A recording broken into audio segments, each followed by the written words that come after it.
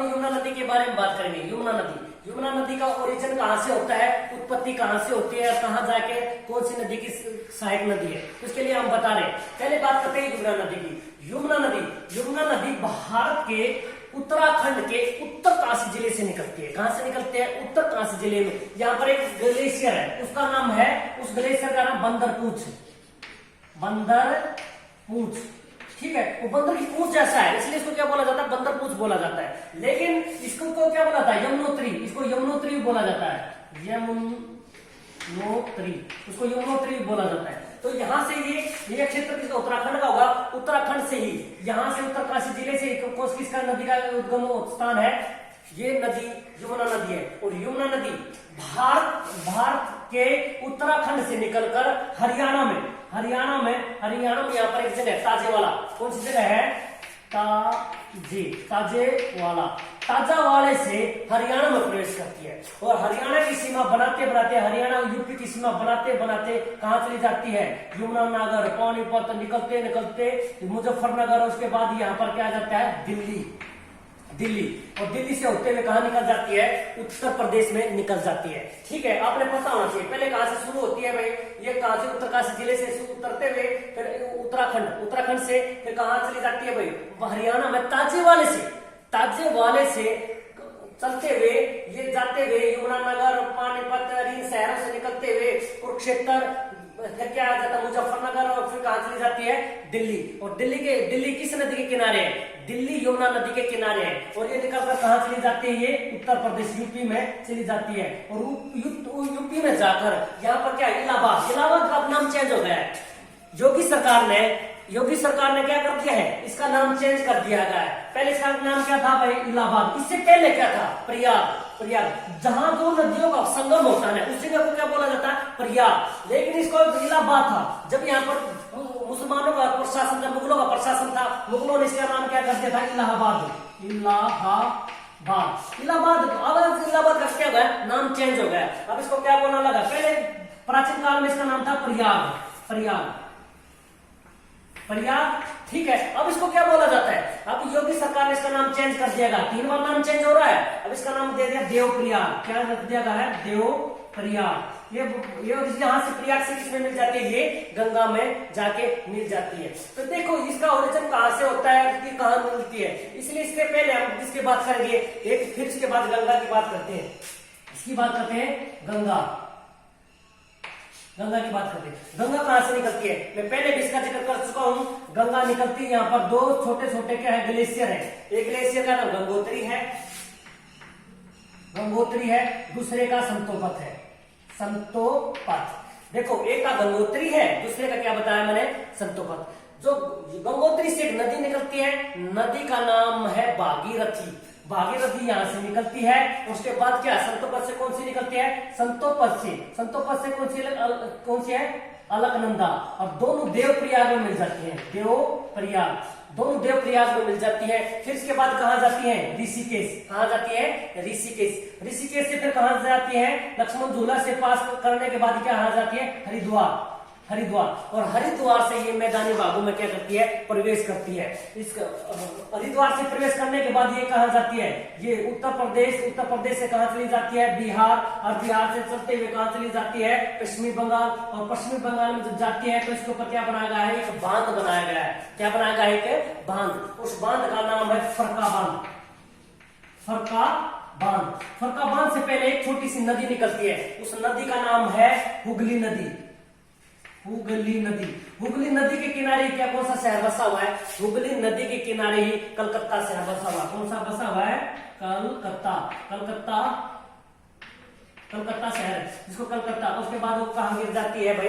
ये भी क्या है? उसके जाने के बाद कहां चली जाती है? उसके बाद ये चली जाती है बांग्लादेश में, फरक्का से आगे निकल के, और कहां गिर जाती है? जाके बंगाल की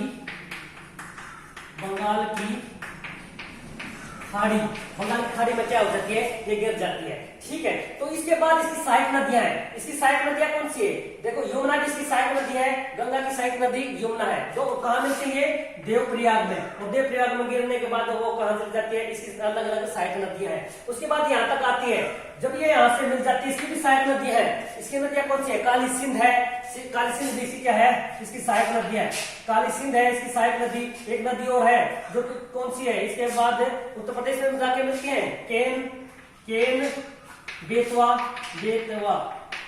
ये भी क्या इसकी सहायक नदी है। उसके बाद यहाँ पर एक छोटी सी पहाड़ी है अमरकंटक। ये अमरकंटक से भी यहाँ पर से क्या निकलती है, 2 नदियां और निकलती हैं। देखो यहाँ तक जाती है। एक बात याद रखना, इसकी एक सहायक नदियां भी है, गोमती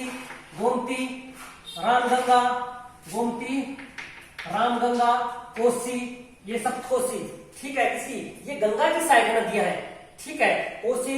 उसके बाद ये सारी नदियां यहाँ से निकलती हैं, घाघरा कोसी, ठीक है।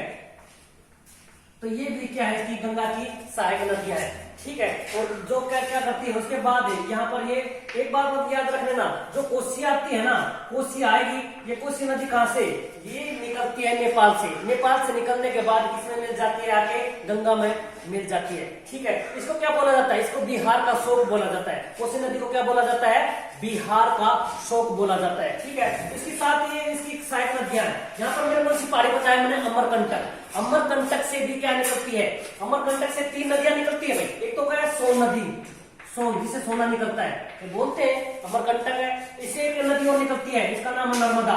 कौन सी नदी होता है, नर्मदा। और इसी पहाड़ी से कौन सी निकलती है, एक नदी और निकलती है जिसका नाम क्या है, महानदी। ये 3 नदियां यहां से निकलती हैं। बात कीजिए करते हैं नर्मदा नदी अमरकंटक से निकलती है। अमरकंटक से निकलने के बाद थोड़ी दूर आगे चलती है। इसी पर क्या है, एक शहर बसा हुआ है जबलपुर। और जबलपुर से थोड़ी दूर चलते ही इसी पर क्या बनाया गया, एक जलप्रपात है। मध्य प्रदेश में क्या है, जलप्रपात पर क्या बना हुआ, एक बांध बना, जलप्रपात है। इस जलप्रपात का क्या नाम है, इस जलप्रपात का नाम है धुआंधार जलप्रपात, ठीक है। जलप्रपात से होते हुए फिर आगे चली जाती है। आगे जाने के बाद ये कहां चल जाते हैं, गुजरात की सीमा में जाती है। जब गुजरात की सीमा में जाती है तो इस पर क्या बना गया, एक बांध बना हुआ है। इसके ऊपर नर्मदा के ऊपर क्या बना हुआ है, एक बांध। उस बांध का नाम है सरदार सरोवर बांध,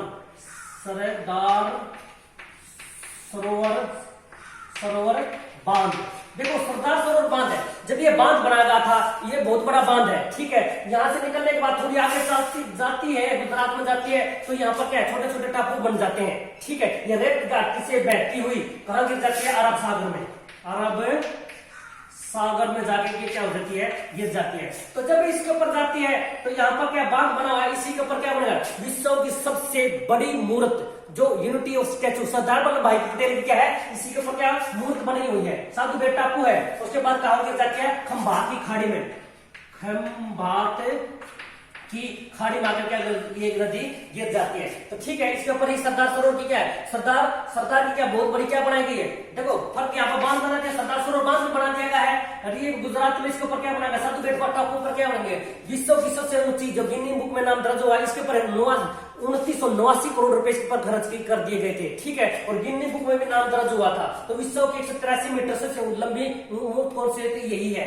उसके बाद ये खंभात की खाड़ी में और क्या अरब सागर में आके क्या हो जाती है, ये गिर जाती है। इसके ऊपर बांध बना हुआ है, सरदार सरोवर बांध। इसे बांध बनाने के बाद इसी के ऊपर क्या है, छोटी सी नदी, ये क्या नदी निकाल गई, एक छोटी नर्मदा नदी, जो कहाँ जाती है, ये सिर्फ 89 किलोमीटर तक कहाँ जाती है, राजस्थान में जाती है। ये राजस्थान की जीवन रेखा भी माना जाता है। ये पानी देती है पूरे राजस्थान को। फिर यहाँ से एक छोटी सी नहर और निकाली गई है, जो कहाँ जाती है, महाराष्ट्र को भी पानी देती है। किसको देती है, महाराष्ट्र को भी, और उसको मध्य प्रदेश को भी। तो ये परियोजना बनाई गई है, बहुउद्देशीय परियोजना बनाई जाती है, बहुउद्देशीय परियोजना बनाई जाती है। जिससे क्या कर दिया जाता है भाई, जिसमें मछली पाली जाती है, झील के लिए भी प्रयोग किया जाता है, विद्युत भी पालन किया जाता है, विद्युत भी निकाली जाती है, मछली पालन भी, नौका विहार के लिए, इसलिए ऐसी सारी चीजें एक में बनाई जाती है। तो बांध बनाकर ये क्या होता है, इसका समूह होता है। तो ये कौन सी नदी है, भारत की दूसरी क्या है, दक्षिण भारत की क्या है, पहली क्या सबसे बड़ी नदी है, खंभात खाड़ी में गिरने के बाद अरब सागर में मिल जाती है। तो ये भी सरदार सरोवर बांध बता दिया इसको। इसी के ऊपर क्या धुआंधार क्या है, जलप्रपात भी है। तो ये सारी बातें आपको इसको के लिए बता देना।